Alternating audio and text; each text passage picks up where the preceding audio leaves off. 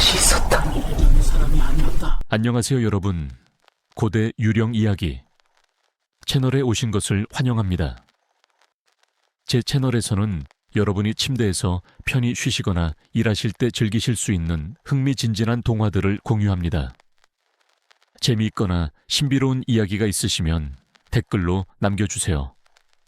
어떤 이야기든 환영합니다. 더 많은 신비로운 이야기를 들려드릴 수 있도록 제 채널에 좋아요와 구독 부탁드립니다. 오늘은 100개의 눈이 밤을 본다에 얽힌 이야기를 들려드리겠습니다.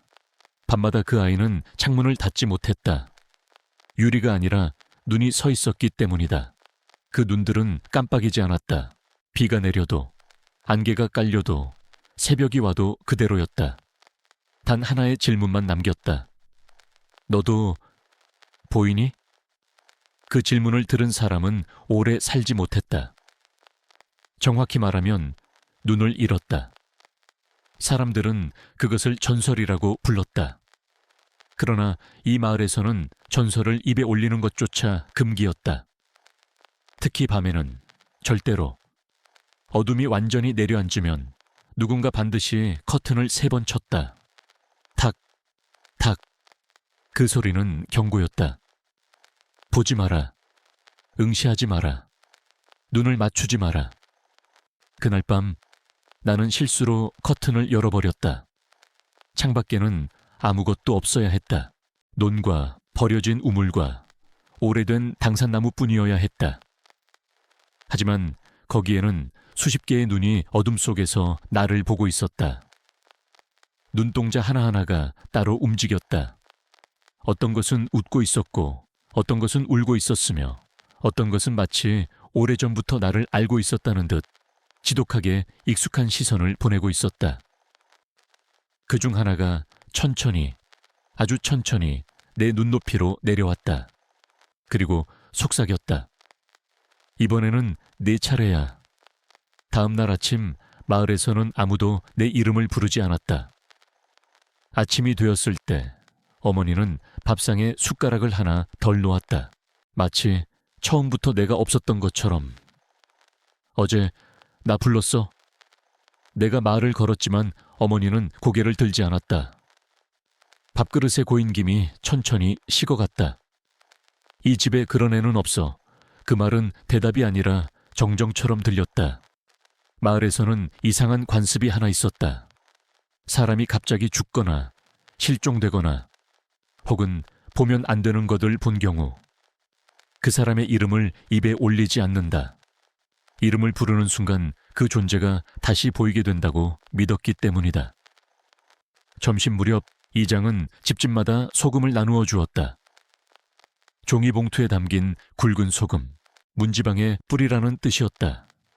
그는 내 얼굴을 스쳐보았지만 눈길은 단 한순간도 머물지 않았다. 밤에 창문 열지 마시오. 이장은 허공을 향해 말했다. 눈은 불리는 걸 좋아하니까. 그날 이후로 나는 거울에 비치지 않았다. 정확히 말하면 비치긴 했지만 눈만 없었다. 얼굴은 있는데 눈자리가 텅 비어 있었다. 살갗 아래에서 무언가가 꿈틀거리며 안쪽에서부터 나를 보고 있는 느낌만 남았다. 밤이 되자 창문 밖에서 다시 커튼을 치는 소리가 들렸다. 탁, 탁. 이번엔 경고가 아니었다. 호출이었다. 문득 기억이 났다. 어릴 적 할머니가 절대 보지 말라던 이야기. 눈이 많은 귀신은 보는 대신 기억을 먹는다. 그래서 그 귀신을 본 사람은 조금씩 세상에서 지워진다고 했다. 이름부터 얼굴부터 마지막에는 자기 자신을 봤다는 기억까지. 나는 숨을 죽이고 창문을 등졌다. 그때 방 안에서 소리가 났다. 거울 속 빈 눈자리에 하나씩 눈이 돋아나고 있었다. 그리고 그 눈들이 모두 같은 방향을 보고 있었다. 문이 열리지 않았는데 문 안쪽에서 노크 소리가 났다. 똑똑. 밖이 아니라 아니었다. 내 방문 안쪽 마치 이미 방 안에 있는 누군가가 나가기 위해 두드리는 소리 같았다. 숨을 삼켰다. 눈을 감으면 안 된다는 생각이 들었다. 이 마을에서는 눈을 감는 순간 그들이 대신 보아준다고 했다. 열지 마. 어디선가 어머니의 목소리가 들렸다. 분명 부엌 쪽이었다. 하지만 그 목소리는 내 귓속에서 울리고 있었다. 거울 속의 눈들이 한꺼번에 깜빡였다. 그 순간 문틈 아래로 그림자가 스며들었다. 사람의 형체가 아니었다. 길고 납작한 그림자들이 서로 겹치며 꿈틀거렸다. 마치 수십 개의 얼굴이 하나의 몸을 공유하고 있는 것처럼 문 너머에서 여러 개의 목소리가 동시에 속삭였다. 봤지? 네가 먼저 봤어. 보는 건 죄가 아니야. 외면한 게 죄지. 나는 그제야 깨달았다. 이것은 공격이 아니었다. 선택이었다. 문을 열면 그들은 내 눈을 가져갈 것이다. 대신 보지 않아도 되는 삶을 주겠다고 했다. 문을 열지 않으면 그들은 내 주변 사람들의 눈을 하나씩 가져갈 것이다. 나 대신. 어릴 적 마을 뒤편 당산나무 아래에서 무당이 했던 말이 떠올랐다. 배강위는 자기 눈을 원하지 않아. 네가 보는 세상을 원하지. 그때는 이해하지 못했다. 이제야 알 것 같았다. 손잡이에 손을 얹었을 때 손바닥이 젖어 있었다. 땀이 아니라 눈물 같은 액체였다. 문 너머의 그림자가 기대에 찬 듯 일렁였다. 네가 열면 목소리들이 말했다. 이 집은 안전해. 나는 이를 악물었다. 그리고 고개를 끄덕였다. 그 선택이 얼마나 많은 눈을 불러올지 그때 나는 알지 못했다. 문을 여는 순간 차가운 공기가 아니라 시선이 쏟아져 들어왔다. 그들은 형태를 유지하지 못했다. 얼굴이 되었다가 눈만 남았다가 다시 그림자로 흩어졌다. 하지만 한 가지는 분명했다. 방 안의 모든 각도에서 나를 보고 있었다. 눈을 감았는데도 보였다. 아니, 눈을 감았기 때문에 더 선명해졌다. 약속이야. 겹쳐진 목소리 중 하나가 말했다. 네가 본 걸 우리에게 주면 우리는 네 대신 보지.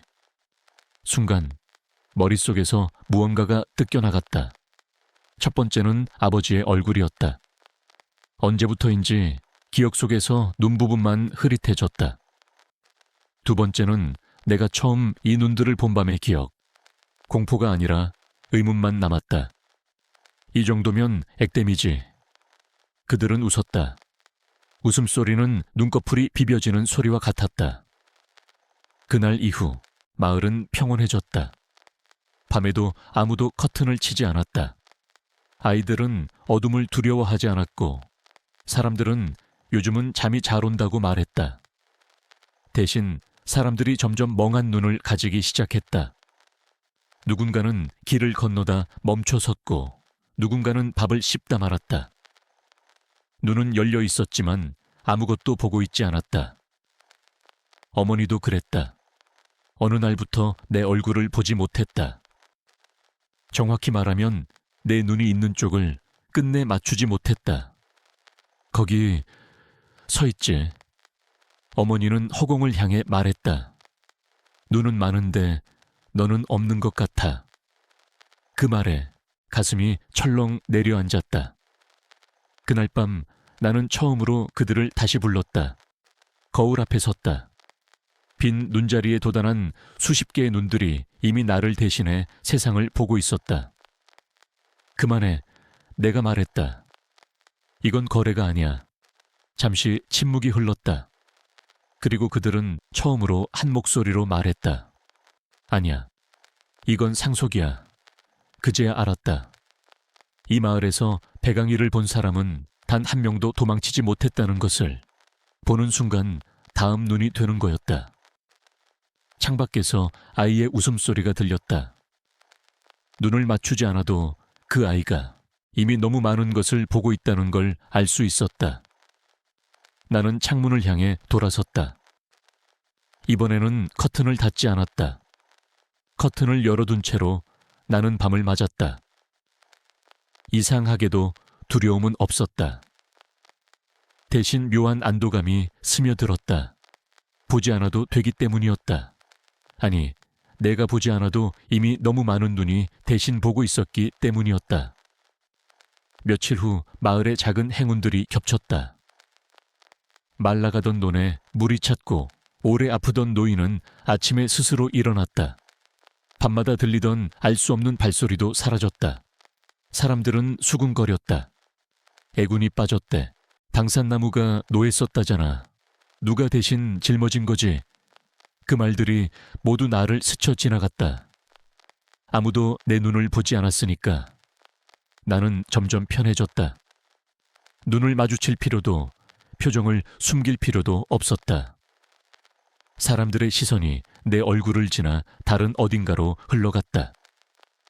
그날 무당이 마을에 다시 왔다. 예전보다 훨씬 늙어 있었다. 등은 굽었고 눈은 탁하게 흐려져 있었다. 그녀는 집집마다 들르다 내 앞에서 멈췄다. 정확히 말하면 내 뒤에서. 이미 시작됐구나. 그녀는 나를 보지 않고 말했다. 눈이 많아지면 처음엔 모두가 편해져. 나는 아무 말도 하지 않았다. 하지만 그 다음은 보는 게 아니라 골라보는 것이야. 그 말이 이해되지 않았다. 그날 밤까지는 잠결에 내가 웃고 있다는 걸 느꼈다. 웃고 싶어서가 아니라 어떤 장면이 너무 또렷하게 보여서였다. 이웃집 아이가 우물가에서 미끄러지는 모습, 아직 떨어지기 전 발이 헛디디는 순간, 어머니가 칼을 씻다 손을 베는 장면, 피가 나오기 전 미세한 떨림까지. 나는 벌떡 일어났다. 심장이 미친 듯 뛰었다. 거울 속의 눈들이 천천히 나를 향해 움직였다. 왜 보여? 내가 속삭였다. 눈들은 대답하지 않았다. 대신 한 장면을 더 밀어 넣었다. 이번에는 내가 문을 열고 누군가를 안으로 들이는 모습이었다. 아직 일어나지 않은 일. 하지만 너무 선명했다. 그제야 깨달았다. 이 눈들은 미래를 보여주는 게 아니었다. 선택지를 보여주고 있었다. 누가 다칠지, 누가 살아남을지, 누가 대신 짊어질지. 그리고 선택하지 않으며 그들은 임의로 골랐다. 손이 떨렸다. 이건 행운이 아니었다. 편안함도 아니었다. 권한이었다. 가장 잔인한 종류의. 밖에서 아이의 울음소리가 들렸다. 아까 봤던 그 장면과 너무 닮아 있었다. 나는 자리에서 일어났다. 문 쪽으로 향했다. 거울 속의 눈들이 처음으로 기대에 찬 듯 반짝였다. 문 앞에 섰을 때 손잡이가 이미 따뜻하라 했다. 누군가 오래 붙잡고 있었던 것처럼. 문 밖의 울음은 점점 숨을 고르는 소리로 변했다. 아직 아이는 다치지 않았다. 아직은. 거울 속 눈들이 내 시야를 가득 메웠다. 수십 개의 눈이 각기 다른 장면을 밀어 올렸다. 아이를 안아들고 우물에서 멀어지는 모습. 아이가 미끄러져 검은 물 속으로 사라지는 모습. 어머니가 아무 일 없었다는 듯 밥을 짓는 모습. 어머니의 손에서 칼이 미끄러지는 모습. 고르기만 하면 돼. 어디선가 목소리가 스며들었다. 이제는 속삭임도 아니었다. 내 생각과 같은 높이에서 자연스럽게 울렸다. 나는 문을 열었다. 아이의 얼굴이 보였다. 눈은 붉게 부어 있었지만 아직 초점이 있었다. 나를 보고 있었다. 그 순간 가슴 깊은 곳에서 이상한 감정이 올라왔다. 공포도 연민도 아니었다. 우월감이었다. 나는 아이의 손을 잡았다. 손목이 가늘었다. 조금만 힘을 주면 방향이 바뀔 정도로. 괜찮아. 내가 말했다. 내 목소리는 너무 차분해서 나 자신이 낯설었다. 아이를 우물에서 떼어놓는 장면이 눈앞에서 사라졌다. 대신 다른 장면이 선명해졌다. 어머니의 부엌, 칼, 미끄러짐. 나는 아이를 안으로 들였다. 문을 닫았다. 그 순간 멀리서 금속이 바닥에 떨어지는 소리가 났다. 아이의 울음이 멎었다. 아이는 내 얼굴을 올려다봤다. 눈동자에 내 모습이 비쳤다. 정확히는 내 얼굴이 아닌 것이 아이의 눈 속에서 수십 개의 눈이 천천히 깜빡이고 있었다. 아저씨도 봐요? 아이가 물었다. 대답 대신 머릿속에 장면이 하나 더 떠올랐다. 아이가 자라 이 집의 창문 앞에 서 있는 모습, 커튼을 치지 않은 채. 그날 밤 어머니는 손에 붕대를 감고 돌아왔다. 아무 말도 하지 않았다. 나를 보지 못한 채 방으로 들어갔다. 아이도 그날 밤 우리 집에서 잤다. 꿈속에서 아이의 눈이 하나둘 늘어나는 걸 나는 축복처럼 바라보고 있었다. 아침이 되었을 때 아이의 부모는 아이를 찾지 않았다. 마치 처음부터 그런 아이는 없었던 것처럼. 그제야 무당의 말이 완전히 이해되었다. 발광이는 눈을 빼앗지 않는다. 눈을 남긴다. 그리고 그 눈을 감당할 수 있는 사람에게만 다음을 맡긴다. 나는 창문 앞에 섰다. 마을이 평온해 보였다. 너무 평온해서 어디선가 반드시 대가가 필요해 보였다. 거울 속 눈들이 천천히 마을 쪽을 향해 돌아갔다. 이번에는 내가 먼저 무엇을 볼지 고르고 있었다. 며칠이 지나자 마을에는 더 이상 사고가 없었다. 병도 다툼도 밤에 들리던 울음도 사라졌다. 사람들은 말했다. 요즘은 이상하게 마음이 편해. 나쁜 꿈도 안 꿔. 그 말들은 모두 같은 방향을 보고 있었다. 나를 지나쳐 창문을 향해. 아이의 눈은 하루가 다르게 변했다. 하나였던 눈동자 가장자리에 미세한 균열이 생기더니 어느 날부터는 눈을 감아도 속에서 무언가가 깜빡였다. 보면 안 되는 거야? 아이가 물었다. 나는 잠시 생각하다 고개를 저었다. 아니, 이제는 보는 사람이 필요해. 그날 밤 무당이 다시 왔다. 이번에는 아무 집에도 들르지 않고 우리 집 문 앞에 섰다. 이쯤에서 끝내야 한다. 그녀는 낮게 말했다. 네가 마지막 눈이 되면 하는 잠들어. 나는 웃었다. 거울 속의 눈들도 같이 웃었다. 그럼 이 마을은? 내가 물었다. 아무도 보지 않게 되지. 무당이 대답했다. 그게 평온이야. 그 말이 이상하게도 가장 잔인하게 들렸다. 그날 새벽 아이를 데리고 당산나무 아래로 갔다. 나무에는 예전부터 금줄이 걸려 있었지만 이미 색이 발해 있었다. 여기서 눈을 내려놓으면 돼. 무당이 말했다. 나는 아이를 내려다봤다. 아이의 눈 속에서 수십 개의 시선이 나를 붙잡았다. 그 시선들은 부탁하지 않았다. 강요하지도 않았다. 그저 기대하고 있었다. 나는 한 발 물러섰다.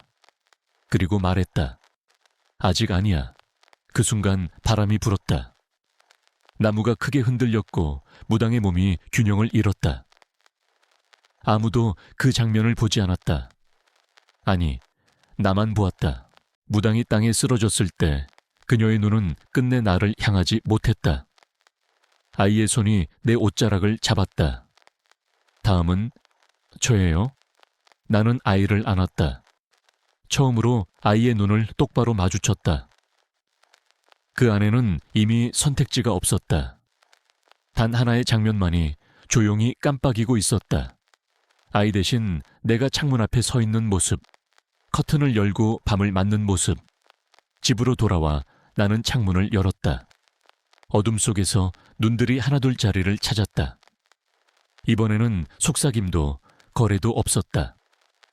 그저 밤이 나를 보았다. 아침이 되었을 때 마을 사람들은 이상하리만큼 잘 보지 못했다. 눈은 뜨고 있었지만 시선은 모두 허공에 머물렀다. 아이만은 괜찮아 보였다. 아이는 더 이상 아무것도 보지 않았다. 나는 창문 앞에 남았다. 눈을 감아도 밤이 나를 통해 계속 보고 있다는 걸 알았다. 누군가 커튼을 3번 쳤다. 탁, 탁. 이번에는 경고도 호출도 아니었다. 인사였다.